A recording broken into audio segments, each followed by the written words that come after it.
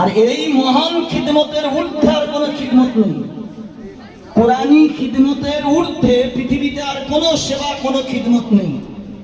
এবং যারা এই খিদমতের জন্য নিযুক্ত হন, আমরা নিযুক্ত করি না, মহান সৃষ্টিকর্তার তরফ থেকে সিলেক্টেড, ইলেক্টেড নয় যে ভোটের মাধ্যমে ওনাকে এই কাজের জন্য আমরা ঠিক করেছি। আল্লাহর তরফ থেকে উনি সিলেক্টেড।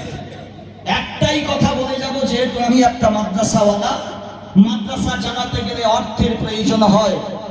এতগুলো মানুষ আমরা এসেছি, ব্যাপক একটা খরচা হচ্ছে। যদিও ওনা মানবতার খাতিরে আপনাদের কাছে কিছু বলেনি, তবে আমি একটা অনুরোধ করে যাব করজোড়ে।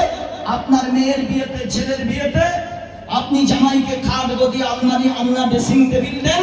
কোনো বক্তা আপনাকে উদ্বুদ্ধ করে না, প্রয়োজন বোধে মেয়ে যাতে সুখে থাকে তার জন্য দেন। আপনি যাতে জান্নাতে সুখে থাকতে পারবেন তার জন্য এই প্রতিষ্ঠানের জন্য ইট লাগলে, বালি লাগলে, সিমেন্ট লাগলে, স্টোনশিপ লাগলে, টাকা লাগলে, পয়সা লাগলে আমরা ইনশাআল্লাহ সবাই সাহায্য করে যাবো ইনশাআল্লাহ। আমি অনুরোধ করে যাচ্ছি, আল্লাহর তরফ থেকে যে মানুষটা সিলেক্টেড, তার পিছনে থাকলেও ধরে রাখবেন আপনিও সিলেক্টেড এই মাদ্রাসার খিদমতের জন্য। আল্লাহ পাক আপনাদের আগমনকে কবুল করে দিক, আমাদের সবার উপস্থিতিকে কবুল করে দিক। আমিন আমিন। আল্লাহ